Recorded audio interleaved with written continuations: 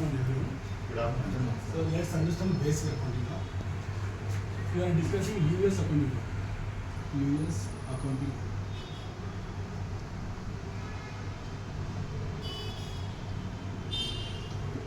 US accounting rule and the Indian rule is there. It's golden rules. Real accounting, nominal accounting, and personal accounting. US accounting in so that is assets plus expenses, or you can call by and asset and expenses. When they increases, placed in debit side, decreases show in credit side. Liability and income increases show in credit side. If it decreases show in debit side. There are only two words. One is the debit, second is the credit. So debit is working to some familiar to some items, and it is working unfamiliar to some items. So for example, debit like a plus. I am telling like it is a plus. When it is increases, when you are adding, then it is increases. When it is reduces, it is minus. It indicates minus. Then credit is familiar to liability and incomes. Then it is unfamiliar to. Sorry, it is a plus. It is a minus. Right? Let's see. Before this knowing, we have to know the items. For example, assets. Just you know the items, then easily can pass the generators. For example, land and building. Correct now? Land and building, land and machinery, equipments. Then furniture. Okay. Then after little bit louder. assets. Okay. So furnitures. Then after building. Right now, building. Then sundry debtors. Okay. Cash and bank. Then after cash and bank. Okay. Then after bills receivables. Short-term borrowing. So if you know these items, when they increases, showing debit side. Okay. If they decreases, showing credit side. There is our logic. Before this credit side, you know first where it comes first time. It comes always in debit side. It always comes debit side. First time when it is coming out, it comes in debit side. Like that, when it is the opposite word. For example, asset how it is behaving, like that liability behaving in that opposite to asset. Okay. For example, this asset is coming debit side means it coming first time in the credit side, which is liability. For example, liability, first item is a capital. Okay. Capital. For example, second example is a outstanding expense. Or take some loans. Okay, short-term loans or whether it is a long-term loans. Third one is a outstanding expenses. Then fourth one is sundry creditors. Okay. These all are expenses. When they comes first time means they comes in credit side first. They comes credit side. If you know this one point, then easily can understand the second point. Debit side ಬರ್ತಿದ್ವು ಇದು ಬಂದ್ರೆ credit side ಬರುತ್ತೆ. First time ಬರ್ತದೆ debit side ಬರುತ್ತೆ credit side. One point ಗೊತ್ತಾದ್ರೆ ನಿಮಗೆ ಎರಡು point ಗೊತ್ತಾಗುತ್ತೆ. ಫಾರ್ ಎಕ್ಸಾಂಪಲ್ ನಾವು ಎಲ್ಲಿಂದ ಬಂದೀವಿ ಅಂತ ಗೊತ್ತಾದ್ರೆ ನಿಮಗೆ ಮತ್ತೆ ಎಲ್ಲಿಗೆ ಹೋಗ್ಬೇಕು ಅಂತ ಗೊತ್ತಾಗುತ್ತೆ. ನನ್ನ ಮನೆ ಅಡ್ರೆಸ್ ಇದು, ನಾನು ಇಲ್ಲಿಂದ ಬಂದಿದ್ದೀನಿ ಮಲ್ಲೇಶ್ವರಂ, ಶೇಷಾದ್ರಿಪುರದಿಂದ ಬಂದಿದ್ದೀನಿ ಮಲ್ಲೇಶ್ವರಂ ಮತ್ತೆ ನಾನು ಇಲ್ಲಿ ಹೋಗ್ತೀನಿ ಮತ್ತೆ ಶೇಷಾದ್ರಿಪುರಕ್ಕೆ ಹೋಗ್ತೀನಿ ಆ ಥರ. ಸೊ ಡೆಬಿಟ್ ಸೈಡ್ ಇದೆ, ಮತ್ತು ಡೆಬಿಟ್ ಇದೆ ಕ್ರೆಡಿಟ್ ಎರಡೇ ಬರ್ತದೆ. ಇದು ಡೆಬಿಟ್ ಸೈಡ್ ಫಸ್ಟ್ ಟೈಮ್ ಬರ್ತದೆ, ಅದು ರೆಡ್ಯೂಸ್ ಆದರೆ ಆ ಕಡೆ ಬರಬೇಕು, ಕ್ರೆಡಿಟ್ ಸೈಡ್ ಬರಬೇಕು. ಇದು ಇನ್ಕ್ರೀಸ್ ಆದ ಕ್ರೆಡಿಟ್ ಸೈಡ್ ಫಸ್ಟ್ ಬರ್ತಿದೆ ಅಂದರೆ ರೆಡ್ಯೂಸ್ ಆದ ಏನಾಗಬೇಕು, ಡೆಬಿಟ್ ಸೈಡ್ ಬರಬೇಕು. ಇಷ್ಟೇ ಲಾಜಿಕ್ ಗೊತ್ತಾದರೆ ಸಾಕು. For best example for understanding this rule ಅಂದರೆ ಕ್ಯಾಪಿಟಲ್. ಕ್ಯಾಪಿಟಲ್ ಹೆಂಗೆ ನೀವು ಎಂಟ್ರಿ ಪಾಸ್ ಮಾಡ್ತೀರ ಅಂದರೆ every one knows this is the liability. Capital is a liability. How it is liability? It is one of the obligation to the business to repay the amount to the owners. We call it a separate entity concept. Business entity is a different, owner is a different. For example, Ramesh is one of the person. Ramesh started one of the business, that is Ramesh Traders. Okay. Now once he started, then he investing money to the Ramesh Traders. Even though he is the owner of the company or one of the enterprises, but he is a different and owner is a different. Business entity is a different, owner is a different. So as an accountant, we have think from the Ramesh enterprises point of view. Okay. So I told first one is bank. I will take example here, bank. Okay. Bank and after capital. Bank and after capital. Okay. Let's see. You are maintaining accounts in what? In the Ramesh Enterprises or Ramesh Traders. I am taking a traders. Okay. I introduced 10 lakh rupees. 10 lakh rupees through check. Okay, capital introduced through check. Okay. So now we are accounting company, right? What happened to company? What happened to company? Company receiving money from the Ramesh. That's why in ನನ್ನ accounts ನಾನು ಮಾಡ್ಕೊಳ್ಳೋದು. ನನ್ನ ಹತ್ರ ಏನಾಯಿತು? ಅದಂತ cash ಜಾಸ್ತಿ ಆಯಿತು, bank balance ಜಾಸ್ತಿ ಆಯಿತು. ನಿಮ್ಮ ದುಡ್ಡು ಎಷ್ಟಿದೆ ಅಂತಂದರೆ ಬರೀ ಕ್ಯಾಶಲ್ಲಿ ಇರೋದನ್ನೇ ಹೇಳ್ತೀರಾ? ಇಲ್ಲ, ಬ್ಯಾಂಕ್ ಬ್ಯಾಲೆನ್ಸ್ ಎಷ್ಟಿದೆ, ಆಮೇಲೆ ನಿಮ್ಮ ಕ್ಯಾಶ್ ಬ್ಯಾಲೆನ್ಸ್ ಎಷ್ಟಿದೆ. ನಾನು ಸ್ವಲ್ಪ ನಿಮ್ಮದು 10,000 ರೂಪಾಯಿ ಇದೆ ಅಂದರೆ ಎಸ್ ಸರ್ ಅಂತ 2,000 ರೂಪಾಯಿ ಇದೆ, ಬ್ಯಾಂಕಲ್ಲಿ 8,000 ರೂಪಾಯಿ ಇದೆ, ನಿಮ್ಗೆ ಬೇಕಾದ್ರೆ ಕೊಡ್ತೀನಿ ಅಂತ ಹೇಳ್ತೀವಿ. ಅದು ಫ್ರೆಂಡ್ ಕೇಳಿದ್ರೆ ನಾನು ಕೊಡ್ತೀನಿ ಅಂತ ಹೇಳ್ತೀವಿ, ಕರೆಕ್ಟ್ ಅಲ್ವಾ? ಅದು ನಿಮ್ಮ ಹತ್ರ ಎಷ್ಟು ಅಮೌಂಟ್ ಇದೆ ಅಂತ ಹೇಳ್ತೀವಿ, like that what. So when you feel from the like your what is think from the company point of view, then you can analyze the transaction easily. Okay. You receiving money, bank balance increases, bank account debit, to what? To capital account. If it is a sole proprietorship, it is not mentioned, not necessary to mention the party name, just take capital account. Anyways, we know that Ramesh is the owner of the company. Capital account. Now that is 10 lakh rupees. 10 lakh rupees, and here also 10 lakh rupees. Now see, I return to this entry, but I want to check whether it is right or wrong by using what? US accounting rule. US accounting rule not correct, and I want to check my. Before that, we should know the capital and asset. Now one simple logic ಹೇಳ್ತೀನಿ, is asset like a strength, liability like a weakness. Correct ಅಲ್ವಾ? So ನಿಮ್ಗೆ stress ಜಾಸ್ತಿ ಮಾಡುತ್ತೆ, ಇನ್ನು liability ಅಂದರೆ ಸಾಲ ಜಾಸ್ತಿ ಇದ್ರೆ ಏನಾಗುತ್ತೆ, ನಿಮ್ಗೆ ಸ್ಟ್ರೆಸ್ ಜಾಸ್ತಿ ಮಾಡುತ್ತೆ, ಕಟ್ಟಲ್ಲ. ನಿಮ್ಮ ಹತ್ರ ಅಸೆಟ್ ಜಾಸ್ತಿ ಇದ್ರೆ ಏನು ಮಾಡುತ್ತೆ, ಒಂದು ಹ್ಯಾಪಿನೆಸ್ ಆಗಿರುತ್ತೆ, ಕಟ್ಟಲ್ಲ, ಬೋರ್ಡ್ ಆಗಿರುತ್ತೆ, ಕಟ್ಟಲ್ಲ. ಸೊ ನಿಮ್ಮ ಬ್ಯಾಂಕ್ ಬ್ಯಾಲೆನ್ಸ್ ಬಂತಂದರೆ ಇದು ಜಾಸ್ತಿ ಆಗ್ತಿದೆ ನನಗೆ ಅಂತ ನೀವು ಫೀಲ್ ಆಗ. ಆದರೆ ಯಾವುದೇ ದುಡ್ಡು ನಿಮ್ಗೆ ಏನೆಲ್ಲ ಫ್ರೀಯಾಗಿ ಬರೋದಿಲ್ಲ, ಕಟ್ಟಲ್ಲ. ನಾಳೆ ಒಂದು 20 ರೂಪಾಯಿ ಕೊಡ್ತಾರೆ ಅಂದ್ರೆ ಅದು ಫ್ರೀಯಾಗಿ ಬರೋದಿಲ್ಲ. ಅದಕ್ಕೆ 10 lakh rupees ಬರ್ತಾ ಇದೆ ಅಂದರೆ is amount is a payable to the owner in some of time, that is in future when we wind up the company ಯಾವಾಗ ವೈಂಡ್ ಅಪ್ ಮಾಡ್ತೀವಿ ಅವಾಗ ನಾವು ಈ ಅಮೌಂಟ್ ವಾಪಸ್ ಕೊಡಬೇಕು. This is my obligation. From today onwards it becomes what? Liability. ಇವತ್ತಿನಿಂದ ನನಗೆ ಏನಾಗುತ್ತೆ, ಲಯಬಿಲಿಟಿ ಆಗ್ತಾ ಶುರು ಆಗುತ್ತೆ. ಈಗ ನಾನು ಡೇಟ್ ಕೂಡ ಮೆನ್ಷನ್ ಮಾಡ್ಕೊತೀವಿ, when it started the business that time. Okay, for example 10th April ಇದು ಬಿಸ್ನೆಸ್ ಸ್ಟಾರ್ಟ್ ಆಯಿತು ಅಂದರೆ 10th April ನನಗೆ ಇಷ್ಟು ಅಮೌಂಟ್ ಬಂದಿದೆ. ಇವತ್ತು ನನ್ನ ಬ್ಯಾಂಕ್ ಬ್ಯಾಲೆನ್ಸು ಜಾಸ್ತಿ ಆಗಿದೆ. ಸುಮ್ಮನೆ ಬ್ಯಾಂಕ್ ಬ್ಯಾಲೆನ್ಸ್ ಜಾಸ್ತಿ ಆಗಲ್ಲ. ನಾನು ಈಗ ವಿಕಾಸ್ಗೆ 10,000 ಕಳಿಸ್ತೀನಿ ಅಂದರೆ ಅವ್ರ ಬ್ಯಾಂಕ್ ಬ್ಯಾಲೆನ್ಸ್ ಏನಾಯಿತು, ಜಾಸ್ತಿ ಆಯಿತು. ಸುಮ್ಮನೆ ಹೋಗುತ್ತಾ? ಇಲ್ಲ, ಅವ್ರು ಮತ್ತೆ ವಾಪಸ್ ನನಗೆ ಕೊಡಬೇಕು. ಅವ್ರಿಗೆ 2 ಪಾಯಿಂಟಲ್ಲಿ ಇದು ಎಫೆಕ್ಟ್ ಆಗುತ್ತೆ, ಒಂದು ಡೆಬಿಟ್ ಆಗುತ್ತೆ, ಕ್ರೆಡಿಟ್ ಆಗುತ್ತೆ. ಬ್ಯಾಂಕ್ ಬ್ಯಾಲೆನ್ಸ್ ಜಾಸ್ತಿ ಆಯಿತು, simultaneously liability also created. Okay, so my bank balance increases. ಇಲ್ಲಿ ಕೊಟ್ಟಿರೋ debit is upper line is A debit, lower line is A credit. ಎಲ್ಲಿ ಬರಿಬೇಕು ಅನ್ನೋದನ್ನ ಅವ್ರು ಕೊಟ್ಟಿದ್ದಾರೆ. ನೀವು ಅಸೆಟ್ ಮತ್ತು ಎಕ್ಸ್ಪೆನ್ಸು ಇದು favour to the expense and sorry, ಇದು upper line is a favour to the asset and expenses, favour to the asset and expense. ಯಾವಾಗ ನಿಮ್ಗೆ ಇದು ಜಾಸ್ತಿ ಆದ ಮಾತ್ರ ಇಲ್ಲಿ ಬರುತ್ತೆ. ಬ್ಯಾಂಕ್ ಬ್ಯಾಲೆನ್ಸ್ ಜಾಸ್ತಿ ಆಯ್ತಾ ಮೇಲೆ ಬರಬೇಕು, ಬ್ಯಾಂಕ್ ಬ್ಯಾಲೆನ್ಸ್ ಕಡಿಮೆ ಆಯ್ತಾ ಕೆಳಗಡೆ ಬರಿತಾ ಹೋಗಿ ಅಂತ. So this is bank balance increase. ಅಲ್ಲಿ ನಾವು ಇಲ್ಲೊಂದು ಸಿಂಬಲ್ ಹಾಕೋಬಹುದು, ಅಸೆಟ್ ಇನ್ಕ್ರೀಸಸ್ ಅಂತ. ಓಕೆನಾ, ನಿಮ್ಗೆ ಅಸೆಟ್ ಇನ್ಕ್ರೀಸ್ ಆಗಿದೆ and also simultaneously liability increase ಆಗಿದೆ. See both are opposite, they performing out one drop. Okay, like a opposite direction they what is performing. It is coming first time means it comes in the credit side. Okay, liability. When asset comes in, it first comes in the debit side. ನಾನು ಏನು ಹೇಳ್ತೀನಿ, first understand ಮಾಡ್ಕೊಳ್ಳೋದಕ್ಕೆ first ಏನೇ item ಬರಲಿ ಅದು nature of transaction ಮೇಲೆ ಏನು ಮಾಡ್ತೀವಿ ನಾವು ಟ್ರೀಟ್ಮೆಂಟ್ ಕೊಡ್ತೀವಿ, ಕರೆಕ್ಟ್ ಅಲ್ವಾ? ಅಸೆಟ್ ಆದರೆ ಫಸ್ಟ್ ಡೆಬಿಟ್ ಸೈಡೇ ಬರಬೇಕು, ಲಯಬಿಲಿಟಿ ಆದರೆ ಫಸ್ಟು ಕ್ರೆಡಿಟ್ ಸೈಡೇ ಬರಬೇಕು ಅಂತ ಹೇಳಿದ್ವಿ. ಈ ಅಸೆಟ್ ಫಸ್ಟ್ ಟೈಮ್ ಬರ್ತದೆ ನನಗೆ ಯಾವ ಕಡೆ ಇದೆ, ಡೆಬಿಟ್ ಸೈಡ್. ಇಲ್ಲ ಸರ್ ಕ್ರೆಡಿಟ್ ಸೈಡ್ ಬರ್ತೀನಿ ಆಗುತ್ತಾ?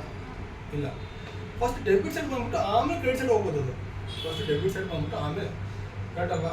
Let's see bank balance that is 10,000 rupees is there. From this 10,000 rupees I am going to purchase the goods. ನಾನು ಗೂಡ್ಸ್ ತೊಗೊಂಡ್ಬರ್ತೀನಿ ಅಂತ ಅನ್ಕೊಂಡು. So purchase is one of the expenses. Purchase is what? Expense ಎಲ್ಲಿ ಬರುತ್ತೆ? ನೀವು trading trading clear balance sheet ಇನ್ನೂ ಸ್ವಲ್ಪ ನೀವು ಅನಲೈಸ್ ಮಾಡಿದ್ರೆ ಎಷ್ಟು you can practice then trading account, then after what profit and loss account, then finally balance sheet. Okay, balance sheet it contains the liability and what? Assets. Okay, just in work ಮಾಡಿ ಸ್ವಲ್ಪ, okay, practice ಮಾಡಿ. now the item ಗೊತ್ತಾ transaction. then trading account. Okay, trading account direct expenses covers here, direct income covers here. so but direct expenses ನಿಮಗೆ ಬೇರೆ ತರ ಇದೆ. opening stock ಇದೆ ನೋಡಿದ್ರಾ, next what purchase ಇದೆ, next direct expense ಅಂತ ಇದೆ, right ಅಲ್ವಾ? so direct expense ಅಂತ ಇದೆ, but what is the purchase?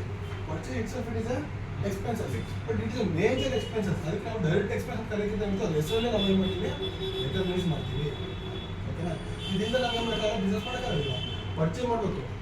Then after sale it. ಈಗ ಸೇಲ್ ಮಾಡೋಕೆ ಏನು ಮಾಡ್ತೀವಿ, it is a direct income. There is some indirect incomes ಎಲ್ಲ ಬರ್ತದೆ, but profit loss account purely it is a indirect. Okay, indirect expense and indirect income. It is a direct expense and direct income. Whether it is okay, even though it is not mentioned the direct expense, purchase is a direct expenses. Okay, sales in direct income to mention ಮಾಡಿದ್ರು, it is a direct income. Business ಗೆ main source ಇದು, ಅದನ್ನ revenue generate ಮಾಡೋಕ್ಕೆ. So ನಮ್ಗೆ ಈ ಸ್ವಲ್ಪ item ನಮ್ಗೆ ಗೊತ್ತಾಗಿದ್ರೆ ಇಲ್ಲಿ ಬಟ್ ಪರ್ಟಿಕ್ಯುಲರ್ಸ್ ಅಂತ ಬರುತ್ತೆ, ಪರ್ಟಿಕ್ಯುಲರ್ಸ್ ಅಂತ ಬರುತ್ತೆ ಕರೆಕ್ಟಲ್ವಾ? ಸೊ ಬಟ್ ಇದು ಎಕ್ಸ್ಪೆನ್ಸಸ್ ಮತ್ತು ಇನ್ಕಮ್ ಅಂತ ಹೇಳೋದ್ರಿಂದ ನಾವು ಅರ್ಥ ಮಾಡ್ಕೊಬೇಕು. It is a expenses, it is income, but profit loss not like that. It is a expenses side, it is a income side mention ಮಾಡ್ತಾರೆ, ಎಕ್ಸ್ಪೆನ್ಸ್ ಮತ್ತು ಇನ್ಕಮ್ ಅಂತ. Whether it is a direct expense or indirect expenses, we are giving accounting treatment irrespective of the direct or indirect. Okay, same accounting treatment ಕೊಡ್ತೀನಿ. when the expense purchase increases, debit, purchase increases, debit, then after salary increases, debit, rent increases, debit, ಎಲ್ಲರೂ debit ಮಾಡ್ತೀವಿ. ಇದರಲ್ಲಿ ನಿಮಗೆ small logic ನಾನು purchase entry pass ಮಾಡ್ಕೊಡ್ತೀನಿ next ಸ್ಟೇಜ್ಗೆ. But ಇದರಲ್ಲಿ ಇನ್ನೊಂದು small ನಾನು ಒಂದು ಕ್ಲಾರಿಟಿ ಕೊಟ್ಟೆ, ಏನು ಕೊಟ್ಟೆ? So when they comes first time they comes in debit side which is asset. The second one is A liability comes in credit side. ನಾನು ಹೇಳ್ದಂಗೆ ಬಂದಿದ್ಯಾ? ಫಸ್ಟ್ ಎಂಟ್ರಿ ಬಂದಿದೆ ಕರೆಕ್ಟಲ್ವಾ? ಸೆಕೆಂಡ್ ಥಿಂಗ್ ಇಸ್ ಪರ್ಚೇಸ್, ಈ purchasing. But ಇದು ನಿಮಗೆ ಗೊತ್ತಿರಬೇಕು, ಸ್ವಲ್ಪ cash ನೋಡ್ಕೊಂಡ್ರೆ ನಿಮಗೆ ಕ್ಯಾಶ್ ಇನ್ಕ್ರೀಸ್ ಆಗುತ್ತೆ, ಡಿಕ್ರೀಸ್ ಆಗುತ್ತೆ, ಇನ್ಕ್ರೀಸ್ ಆಗುತ್ತೆ, ಡಿಕ್ರೀಸ್, ಇನ್ಕ್ರೀಸ್ ಮತ್ತು ಡಿಕ್ರೀಸ್ ಆಗುತ್ತೆ. ಇನ್ಕ್ರೀಸ್ ಆದರೆ ಏನು ಮಾಡ್ತೀರಾ? ಡೆಬಿಟ್, ಡಿಕ್ರೀಸ್ ಆದರೆ ಕ್ರೆಡಿಟ್, ಇನ್ಕ್ರೀಸ್ ಆದರೆ ಡೆಬಿಟ್, ಡಿಕ್ರೀಸ್ ಆದರೆ ಕ್ರೆಡಿಟ್, ಇನ್ಕ್ರೀಸ್ ಆದರೆ ಡೆಬಿಟ್, ಡಿಕ್ರೀಸ್ ಕ್ರೆಡಿಟ್. ಇವತ್ತು ಬೆಳಗ್ಗೆ ನಿಮ್ಮ ಹತ್ರ ಕ್ಯಾಶ್ ಎಷ್ಟೊಂದು ದಿನ ಇರುತ್ತೆ, ಫ್ಲಕ್ಚುಯೇಟ್ ಆಗಿರುತ್ತೆ ಕರೆಕ್ಟಲ್ಲ? ಬೆಳಗ್ಗೆ ಇಸ್ಕೊಂಡಿರ್ತೀರ ಅಮ್ಮನ ಹತ್ರ, ಇವತ್ತು ಆಲ್ರೆಡಿ ಬರ್ಬೇಕಾದ್ರೆ ಬಸ್ ಚಾರ್ಜ್ ಕೊಟ್ಟಿರ್ತೀರ, ಮತ್ತೆ ಇಲ್ಲಿ ಬಂದು ಟೀ ಕೊಟ್ಟಿರ್ತೀರ, ಮತ್ತೆ ನೀವು ಯಾರ ಹತ್ರ ಫ್ರೆಂಡ್ ದುಡ್ಡು ಇಸ್ಕೊಂಡಿರ್ತೀರ, ಟ್ರಾನ್ಸ್ಫರ್ ಮಾಡೋದು ಹೇಳ್ತೀರ, ಇಸ್ಕೊಂಡಿರ್ತೀರ. ಹಂಗೆ ನಿಮಗೆ ಕ್ಯಾಶ್ ಅವ್ರು ಏನಾಗ್ತಿರ್ಬೇಕು, ಅದು ನಿಮಗೆ ಫ್ಲಕ್ಚುಯೇಟ್ ಆಗ್ತಾ ಇರಬೇಕು. ಅದು ಇರೋ ಥರ ಇರಲೇಬಾರ್ದು. ಕ್ಯಾಶ್ ಬ್ಯಾಂಕ್ ಫ್ಲಕ್ಚುಯೇಟ್ ಆಗ್ತಾ ಇರುತ್ತೆ. ಬರ್ತಾ ಇದೆ ಅಂತಂದರೆ ನಿಮಗೆ ಇನ್ಕಮ್ ಇರುತ್ತೆ ಅಂತ, ಹೋಗ್ತಾ ಇದೆ ಅಂದರೆ ಅಲ್ಲಿ ಎಕ್ಸ್ಪೆನ್ಸಸ್ ಇರುತ್ತೆ ಅಂತ ಹೇಳ್ಬೋದು. ಸೊ ನಿಮ್ಗೆ ಕ್ಯಾಶ್ ನೋಡಿ, ನೀವು ಕ್ಯಾಶು ಬ್ಯಾಂಕ್ ಅರ್ಥ ಮಾಡ್ಕೊಂಡ್ರೆ ಈಸಿಯಾಗಿ ನೀವು ಏನು ಅರ್ಥ ಮಾಡ್ಕೊಬೋದು, ಮಿಕ್ಕಿದ ಅಕೌಂಟ್ ಇಟ್ಬಿಟ್ಟು ಈಸಿ ಅರ್ಥ ಮಾಡ್ಬೋದು. ಕ್ಯಾಶ್ ಬ್ಯಾಂಕ್ ನಿಮಗೆ ಫ್ಲಕ್ಚುಯೇಟ್ ಆಗ್ತಾ ಇರುತ್ತೆ, ಬಟ್ ನಿಮಗೆ ಏನಾಗುತ್ತೆ, ಎಕ್ಸ್ಪೆನ್ಸಸ್ ಫ್ಲಕ್ಚುಯೇಟ್ ಆಗೋದಿಲ್ಲ. ಎಕ್ಸ್ಪೆನ್ಸಸ್ ಏನಾಗೋದಿಲ್ಲ, 98% or 99% or 90% ಆರ್ಡರ್ ಇರುತ್ತೆ. So it's always comes in debit side ಕರೆಕ್ಟಲ್ವಾ? ಸೊ ಇದು ಎಕ್ಸ್ಪೆನ್ಸ್ ಆಗಿ ಮತ್ತೆ ಹೋಗಿ ಎಕ್ಸ್ಪೆನ್ಸ್ ಕಮ್ಮಿ ಮಾಡ್ತೀರಾ, ಸೇಲ್ಸ್ ಮಾಡ್ತೀರಾ, ಸೇಲ್ಸ್ ಮಾಡಿ ಮತ್ತೆ ವಾಪಸ್ ಇಸ್ಕೊಳ್ತೀರಾ, ಸೇಲ್ಸ್ ಮಾಡಿ ನೀವು ಮತ್ತೆ ವಾಪಸ್ ಇಸ್ಕೊಳ್ತೀರಾ, ಅದು ಬಿಸ್ನೆಸ್ ಅದು ಅಲ್ಲ. ಸೇಲ್ಸ್ ಮಾಡಿ ಕಸ್ಟಮರು ಮತ್ತೆ ನನ್ನ ಹತ್ರ ಬರಬಾರ್ದು, ಅವ್ನು ಫುಲ್ ಸ್ಯಾಟಿಸ್ಫ್ಯಾಕ್ಷನ್ ಏನು ಮಾಡಬೇಕು, ಹೋಗ್ಬಿಡ್ಬೇಕು. ಸರ್ ಸೂಪರ್ ಅಂತ ಹೇಳ್ಬೋದು, ಸರ್ ಮತ್ತೆ ಸರ್ ಡ್ಯಾಮೇಜ್ ಆಗಿದೆ, ಸರ್ ಈ ಗೂಡ್ಸ್ ಇರಲಿಲ್ಲ, ಸರ್ ಮಿಸ್ಮ್ಯಾಚ್ ಆಯಿತು ಅಂತ ಹೇಳ್ಬಿಟ್ಟು ವಾಪಸ್ ಬಂದು ಗೂಡ್ಸ್ ಎಕ್ಸ್ಚೇಂಜು ಮಾಡಬಾರ್ದು. ಓಕೆನಾ? ಸೊ ಮೀನ್ಸ್ ವಾಟ್, ಎಕ್ಸ್ಪೆನ್ಸಸ್ಸು ಮತ್ತು ಇನ್ಕಮ್ಸು 98% ಏನಾಗಿರ್ತಾರೆ ಅವರು, ಓಕೆ, ಅವು ಫಿಕ್ಸ್ ಆಗಿಬಿಟ್ಟಿರ್ತಾರೆ 98%. ಏನು sir, income comes in credit side, okay, expense comes in debit side. Expenses ಇದು ಜಸ್ಟ್ ಡೆಬಿಟ್ ಸೈಡ್ ಆಗಿ ಅಷ್ಟೇ. 98% ನೀವು ಅದನ್ನ ರಿವರ್ಸ್ ಮಾಡೋದು ಬೇಕಲ್ಲ. ಯಾವಾಗ ರಿವರ್ಸ್ ಮಾಡಬೇಕು, ಯಾವಾಗ 2% ಅಂದರೆ ರಿಟರ್ನ್. ಸೇಲ್ಸ್ ಮಾಡಿದ್ದೆ ಯಾವುದೋ 100ರಲ್ಲಿ ಒಂದು 2 ಕೇಸ್ ಆಯಿತು, ಇದು ಡ್ಯಾಮೇಜ್ ಆಗಿದೆ, ಇಲ್ಲ ಗೂಡ್ಸ್ ಎಕ್ಸ್ಚೇಂಜ್ ಆಗಿದೆ, ಅಥವಾ ಮಿಸ್ಮ್ಯಾಚ್ ಆಗಿ ಬಂದಿದೆ ಅಂತ ರಿಟರ್ನ್ ಮಾಡ್ತು ವಾಪಸ್ ಕಳಿಸ್ತಾರೆ. ಅದು 2% ಇರುತ್ತೆ. ಬಟ್ 98% ಏನಿರುತ್ತೆ, ಇದು ನಿಮಗೆ ಡೆಬಿಟ್ ಆಗಿ ಇರುತ್ತೆ ಎಕ್ಸ್ಪೆನ್ಸಸ್ಸು, ಇದು ನಿಮ್ಗೆ ಯಾವಾಗಲೂ ಕ್ರೆಡಿಟ್ ಆಗಿರುತ್ತೆ ಇನ್ಕಮ್ಮು. ಬಟ್ ಕ್ಯಾಶ್ ಆ ಥರ ಅಲ್ಲ, ಕ್ಯಾಶ್ ನಿಮ್ಗೆ ಹೋಗ್ತಾ ಇರುತ್ತೆ, ಬರ್ತಾ ಇರುತ್ತೆ, ಬ್ಯಾಂಕ್ ಇನ್ಕ್ರೀಸ್ ಆಗ್ತಾ ಇರುತ್ತೆ, ಡಿಕ್ರೀಸ್ ಆಗ್ತಾ ಇರುತ್ತೆ. ಇದೊಂದು ನೀವು ಒಂದು ಐಡಿಯಾ ಇಟ್ಕೊಂಡ್ರೆ ಸಾಕು. ಓಕೆ, ನಿಮ್ಗೆ ಎಕ್ಸ್ಪೆನ್ಸ್ ಒಂದ್ಸಲ ಆದರೆ ಸ್ವಲ್ಪ ನೀವೇನೋ ಒಂದು ಡ್ರೆಸ್ ತೊಗೊಂಡಿರ್ತೀರ, ಏನೋ ಮಾರ್ಕೆಟ್ ಹೋಗಿ ಏನೋ ಪರ್ಚೇಸ್ ಮಾಡ್ಕೊಂಡಿರ್ತೀರ, ಎಕ್ಸ್ಪೆನ್ಸ್ ಆಯ್ತಲ್ಲ, ಮತ್ತು ಎಕ್ಸ್ಪೆನ್ಸ್ ಕಡಿಮೆ ಆಗುತ್ತಾ? ತೊಗೊಂಬಂದ್ರೆ ಡ್ರೆಸ್ನ ಮತ್ತೆ ವಾಪಸ್ ಕೊಡ್ತಾ ಬರ್ತೀವ? ಇಲ್ಲ. ಒಂದ್ಸರಿ ನಾವು ಹೋಗ್ಬಿಟ್ಟು ಮಾರ್ಕೆಟ್ ಹೋಗ್ಬಿಟ್ಟು ಎಲ್ಲ ತೊಗೊಂಬಂದ್ರೆ ಒಂದ್ಸರಿ ಔಟ್ಫ್ಲೋ ಆಗಿರೋ ಕ್ಯಾಶು ಔಟ್ಫ್ಲೋ ಆದಂಗೆ, ಎಕ್ಸ್ಪೆನ್ಸ್ ಆಗಿತ್ತು ಆದಂಗೆ, ಮತ್ತೆ ಒಂದ್ಸರಿ ತೊಗೊಳೋದಿಲ್ಲ ವಾಪಸ್. So this is the logic. ಒಂದ್ಸರಿ ಎಕ್ಸ್ಪೆನ್ಸ್ ಆದರೆ ಆಗುತ್ತೆ, ಅದು ನಾವು ಡೆಬಿಟ್ ಸೈಡು ತೋರಿಸ್ಬೇಕು. See now, second point, we are purchasing 10th April it is started. So now 12th April I am going to purchase the goods. Goods ಬಂದಾಗ goods ನಾವು recognize ಮಾಡೋದು purchase ಅನ್ನು ಒಳಗೆ recognize ಮಾಡ್ತೀವಿ. Okay, so purchased goods rupees 2 lakh.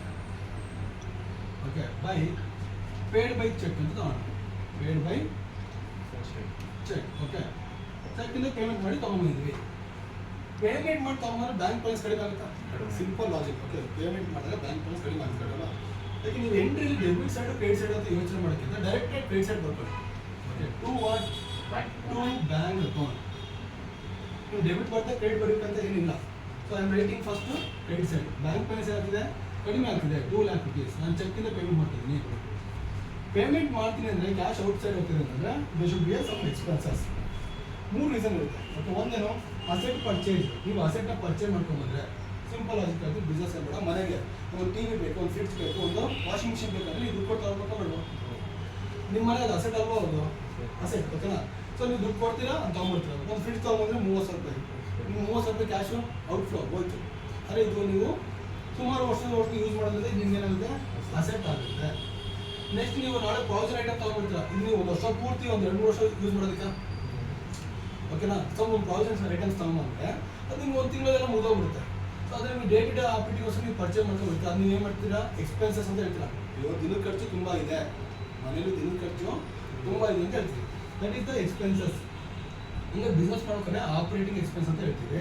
ನಾವು purchase ಮಾಡಬೇಕು, wages ಕೊಡಬೇಕು, salary ಕೊಡಬೇಕು, ರೆಂಟ್ ಕೊಡಬೇಕು, ಅದರಿಂದ ಆಪರೇಟಿಂಗ್ ಮಾಡಿಬಿಟ್ಟು ಸೇಲ್ಸ್ ಮಾಡಿಬಿಟ್ಟು ರೆವೆನ್ಯೂನ ಜನರೇಟ್ ಮಾಡಬೇಕು. ಇದನ್ನೆಲ್ಲ ಮಾಡ್ತಾರೆ ಕ್ಯಾಶ್ ಏನಾಗುತ್ತೆ, ಔಟ್ಫ್ಲೋ ಆಗುತ್ತೆ, ಕರೆಕ್ಟಲ್ವಾ? ಸೊ ಥರ್ಡ್ ಒನ್ ಇದೆ ಲೋನ್ ರೀಪೇಮೆಂಟ್. ಲೋನ್ ರೀಪೇಮೆಂಟ್ ಅಂದರೆ ಕ್ಯಾಶ್ ಏನಾಗುತ್ತೆ, ಔಟ್ಫ್ಲೋ ಆಗುತ್ತೆ. ಸೊ ನಾನು ಏನು ಬರ್ತೀನಿ, ಬ್ಯಾಂಕ್ನ ಕೆಳಗಡೆ ಬರ್ತೀನಿ ಜನರಲ್ ಎಂಟ್ರಿಯಲ್ಲಿ, ಓಕೆ, ಬಾಟಮ್ ಲೈನಲ್ಲಿ ಬರ್ತೀನಿ ನಾನು. That is what to bank account 2 lakh rupees.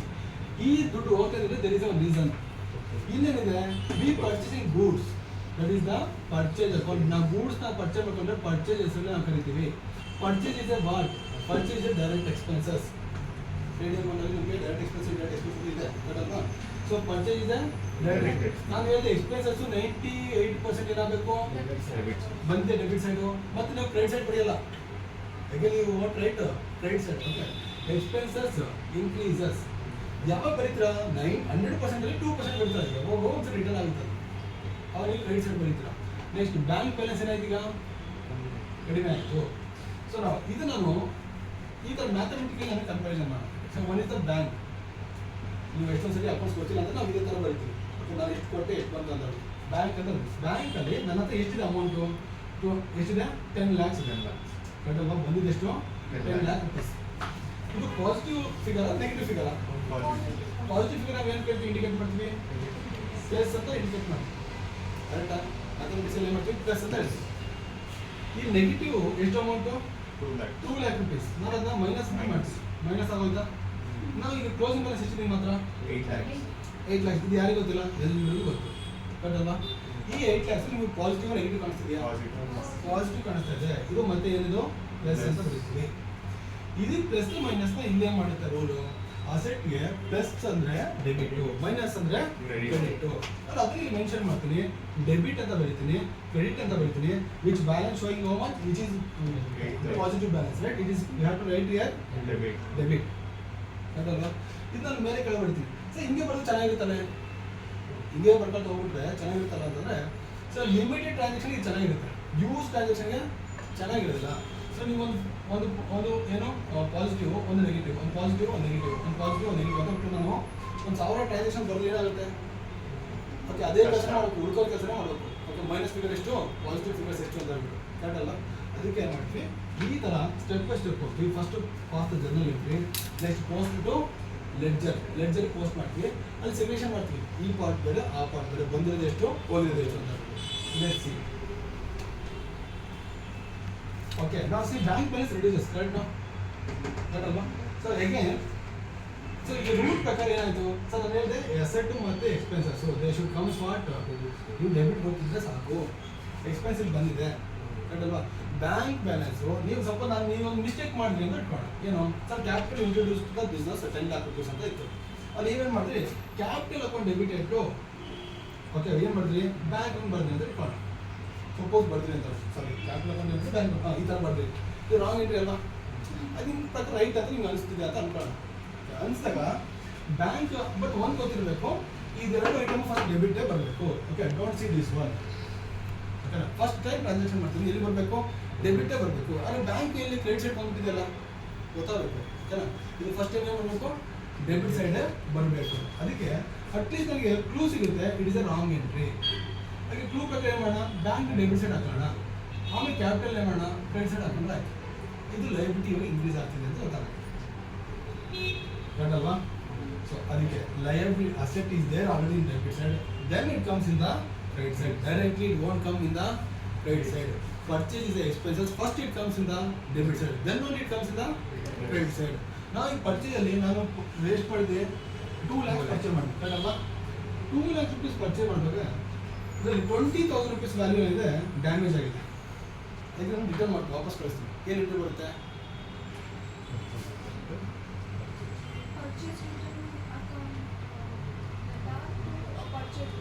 Okay purchase return entry ಆದ್ರೂ ತಗೋಬೋದು ಅಥವಾ ಪರ್ಚೇಸ್ ಎಂಟ್ರಿ ಆದ್ರೂ ತಗೋಬೋದು ಪರ್ಚೇಸ್ ರಿಟರ್ನ್ ತಗೊಂಡ್ರೆ ಮತ್ತೆ one more set of entry pass ಮಾಡ್ತಾರೆ ಪರ್ಚೇಸ್ ರಿಟರ್ನ್ ತಗೊಂಡ್ರೆ one more set of entry pass ಮಾಡಬೇಕು ಬಟ್ ರೂಲ್ ಪ್ರಕಾರ ನಾವು ಹೆಂಗೆ ಹಂಗೆ ಡೈರೆಕ್ಟಾಗಿ ಹೋಗೋಣ ಓಕೆ ರೂಲ್ ಏನಾಗುತ್ತೆ ಸರ್ ಎಕ್ಸ್ಪೆನ್ಸ್ ಇನ್ಕ್ರೀಸ್ ಆಗಿದೆ ಈಗ ಎಕ್ಸ್ಪೆನ್ಸ್ ಡಿಕ್ರೀಸ್ ಆಗುತ್ತಾ ಇಲ್ವೋ ಆಗುತ್ತೆ for example see purchase return ಆಗಿದೆ ಎಷ್ಟು ಅಮೌಂಟ್ ಅಂದರೆ 20,000 rupees just this expense take into credit side to purchase account ಎಷ್ಟು ಅಮೌಂಟು 20,000 rupees ಬಟ್ ಅಲ್ವಾ ನೆಕ್ಸ್ಟ್ ಏನು ಮಾಡ್ತೀರಾ ಡೆಬಿಟ್ ಸೈಡ್ ಏನು ಮಾಡ್ತೀರಾ ಬ್ಯಾಂಕ್ ಅಕೌಂಟ್ ಅವ್ರು ವಾಪಸ್ ದುಡ್ಡು ಕೊಡ್ತಾರೆ ಅಂತ ಅನ್ಕೊಂಡು it is a cash basis transaction sir ದುಡ್ಡು ಬೇಡ ಏನು ಅಮೌಂಟ್ ಕೊಟ್ಬಿಡಿ ವಾಪಸ್ ಇದೆ ಡ್ಯಾಮೇಜ್ ಆಗಿದೆ ಕೇಸ್ ನಂಬರ್ ನಮ್ಗೆ ಬೇಡ ವಾಪಸ್ ದುಡ್ಡು ಕೊಡಿ ಅಂದರೆ ಈಗ repay that money okay bank balance ಏನಾಯ್ತು ಮತ್ತೆ ಜಾಸ್ತಿ ಆಗುತ್ತೆ 20,000 rupees ಇನ್ನು ಕ್ವಶನ್ ಅಂದರೆ ಬ್ಯಾಂಕಲ್ಲಿ ಎಷ್ಟಿದೆ ಬ್ಯಾಲೆನ್ಸ್ 8,20,000 rupees ಇದೆ ಹಿಂಗೆ C bank balance sir first we receive 10 lakh rupees through capital then out of this 2 lakh 10 lakh rupees we paid for purchase now we have 8 lakh rupees in this out of 8 lakh rupees again we receive the 20,000 rupees now it becomes what 8 lakh 20,000 rupees ಈ figures ನ ಇಲ್ಲಿ ಹುಡುಕೋದು ಹೆಂಗೆ 8 lakh 20,000 rupees ನ ಇಲ್ಲಿ ಹುಡುಕೋದು ಹೆಂಗೆ correct ಅಲ್ವಾ ಹಿಂಗೆ ಹುಡುಕ್ತೀರಾ sir entry ಮಾಡಿದ್ದೀವಿ ಬಟ್ ಟ್ರಾನ್ಸಾಕ್ಷನ್ಸ್ ಇದೆ ಬಟ್ ನನಗೆ 8 lakh 20 ಎಲ್ಲಿ ಕಾಣಿಸ್ತಾ ಇಲ್ಲ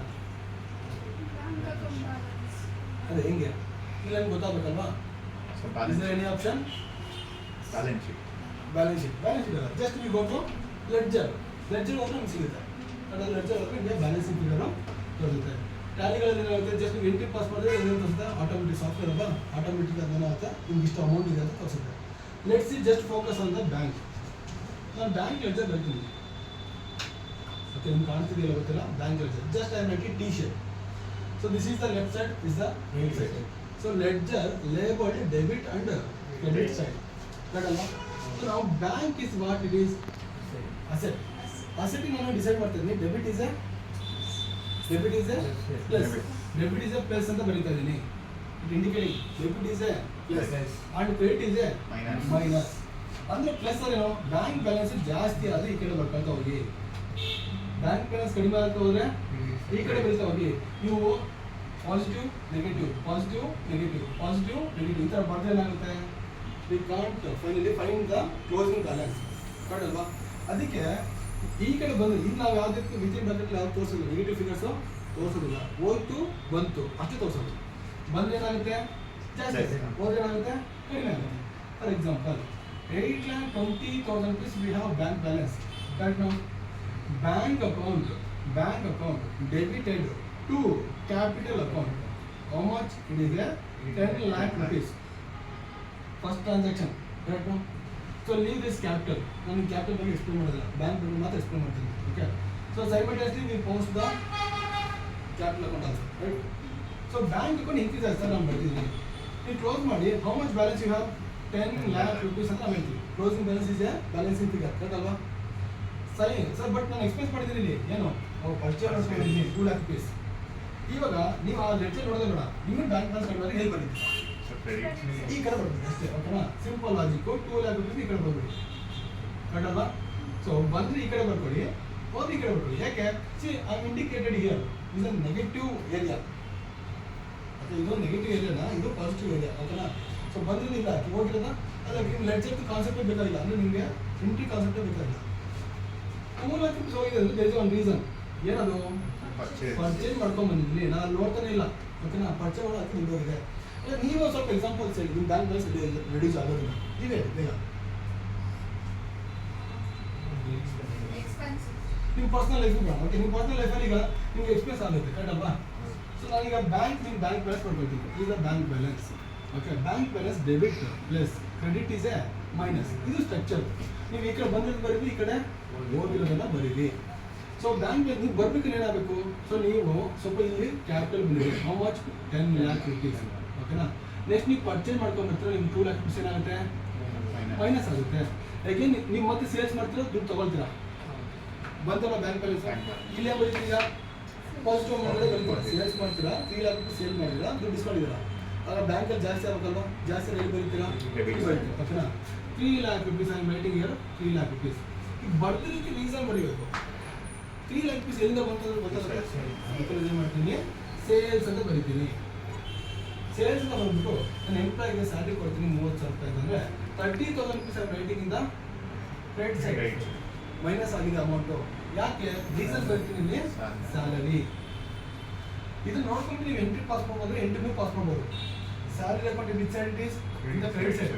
ಸೊ ಬ್ಯಾಂಕ್ ಯಾವ ಸೈಡ್ ಇದೆ, ಓಕೆ. ಇಲ್ಲಿ ನೀವು bank credit side, actually bank ಇರೋದು ಯಾವ ಕಡೆ, ಕ್ರೆಡಿಟ್ ಸೈಡ್. ಯಾಕೆ ಇದು ಈ ಕಡೆ ಬಂದರೆ ಬ್ಯಾಂಕ್ ಕ್ರೆಡಿಟ್ ಸೈಡ್ ಇದೆ ಅಂತ ಅರ್ಥ, ಬ್ಯಾಂಕ್ ಈ ಕಡೆ ಇದ್ರೆ ಡೆಬಿಟ್ ಸೈಡ್ ಇದೆ ಅಂತ ಅರ್ಥ. ನೋಡಿ ಬ್ಯಾಂಕ್ ಡೆಬಿಟ್ ಸೈಡ್ ಇದೆ ಅಲ್ವಾ. Bank account debited to capital account, bank account debited to capital account, that is how much, 10 lakh rupees. Next one is purchase account debited to bank account, ಅದಲ್ವಾ. So ಅದನ್ನ reverse ಹೋಗ್ಬೇಕು ನಾವು. Bank account is a credit line credited by what, purchase account. So how we reading like that only, post it, bank account credited by, here comes by is a format, correct now. By what, by purchase account, ಅದನ್ನ ಬರೀತೀನಿ, purchase 2 lakh rupees. ಈ ಥರ ನೀವು ಏನು ಬೇಕು ಬರೀಬೋದು, I paid salary, I paid rent, I paid what, some wages, okay, electricity. ನಿಮ್ಮ ಬ್ಯಾಂಕಿಂದಲೇ ಪೇಡ್ ಮಾಡಿದ್ರೆ ಇದೆಲ್ಲ ಹೋಗುತ್ತೆ. ಕೊನೆಗೆಲ್ಲ ಹೋದ್ಮೇಲೆ ಫಾರ್ ಎಕ್ಸಾಂಪಲ್ ಎಲ್ಲ ಸೇರಿಸ್ಬಿಟ್ಟು ಒಂದು 40,000 ಐ ಪೇಡ್ ಅದಕ್ಕೆ ಮಾಡಿ ಎಷ್ಟಾದೀಗ 2,40,000 ಆಯಿತು.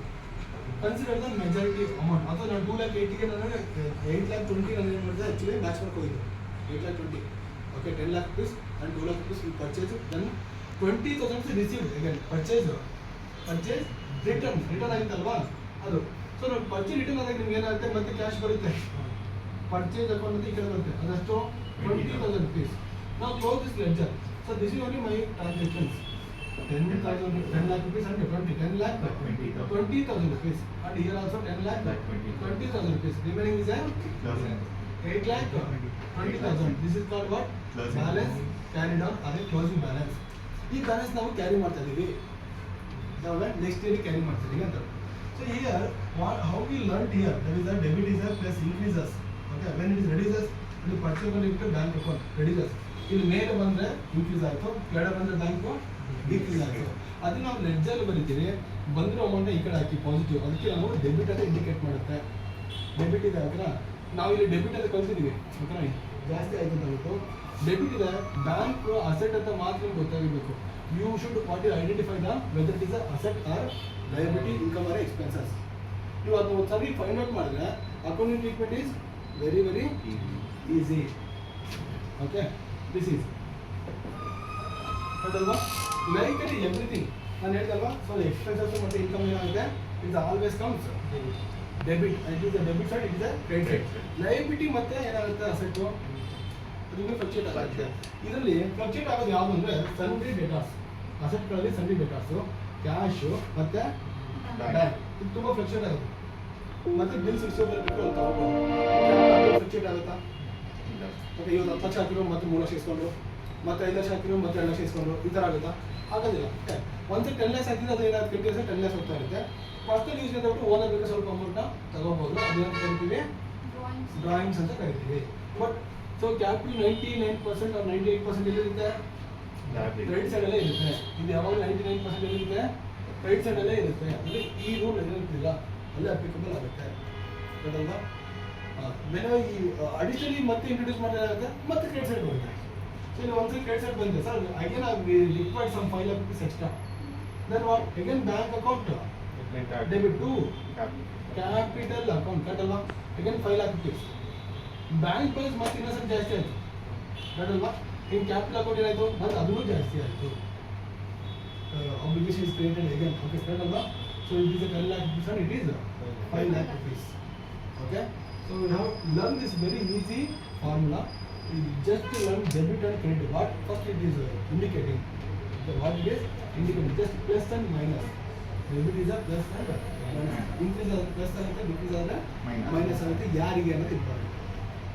ಓಕೆ, ಯಾರಿಗೆ ಡೆಬಿಟ್ ಅನ್ನೋದು, ಸೊ ಎಲ್ಲರಿಗೆ ಏನಲ್ಲ ಫೆಮಿಲಿಯರ್ ಆಗುತ್ತೆ ಆಗೋದಿಲ್ಲ. ಡೆಬಿಟ್ ಯಾರಿಗೆ ಅಸೆಟ್ ಆ್ಯಂಡ್ ಎಕ್ಸ್ಪೆನ್ಸ್ಗೆ ಫೆಮಿಲಿಯರ್ ಆಗಿದೆ, ಪಾಸಿಟಿವ್ ಆಗಿ ವರ್ಕ್ ಮಾಡಿದ್ರೆ ಲಯಬಿಲಿಟಿ ಮತ್ತು ಇನ್ಕಮ್ ಏನು ಮಾಡುತ್ತೆ, ನೆಗೆಟಿವ್ ಆಗಿ ವರ್ಕ್ ಮಾಡುತ್ತೆ ಡೆಬಿಟ್ ಅನ್ನೋದು. ಅದೇ ನಿಮಗೆ ಇದು ಕ್ರೆಡಿಟ್ ಅನ್ನೋದು ಯಾರಿಗೆ ಫೆಮಿಲಿಯರ್ ಆಗಿರುತ್ತೆ, ಲಯಬಿಲಿಟಿ ಮತ್ತು ಇನ್ಕಮ್ಗೆ ಪ್ಲಸ್ ಆಗಿದ್ದರೆ ಅಸೆಟ್ ಮತ್ತು ಎಕ್ಸ್ಪೆನ್ಸ್ ಏನಾಗಿರುತ್ತೆ, ಓಕೆ ಅದು ಮೈನಸ್ ಆಗಿರುತ್ತೆ. ಕರೆಕ್ಟಲ್ವಾ? ಈಗ ಒಂದು ಸ್ವಲ್ಪ ಗೊತ್ತಾದ್ರೆ ಮುಂದುವರಿಯುತ್ತೆ. Okay, as every transaction are effected two ways, one is the debit, one is the credit. Actually reaction ಅಂತ ಹೆಂಗೆ ಹೇಳ್ತೀವಲ್ಲ ಆ ಥರ ಎಫೆಕ್ಟ್ ಆಗಲೇಬೇಕು. ಅದಕ್ಕೆ ನಿಮಗೆ ಡಬಲ್ ಎಂಟ್ರಿ ಸಿಸ್ಟಮ್ ಅಂತ ಒಂದು ಡೆಬಿಟ್ ಬರಬೇಕು, ಒಂದು ಕ್ರೆಡಿಟ್ ನೀವು ಬರಲೇಬೇಕು. ಸಿಂಗಲ್ ಏನಲ್ಲಿ ಏನು ಬರೆಯೋಕ್ಕೆ ಆಗಲ್ಲ. ಕರೆಕ್ಟಲ್ವಾ? Thank you everyone. Thank you.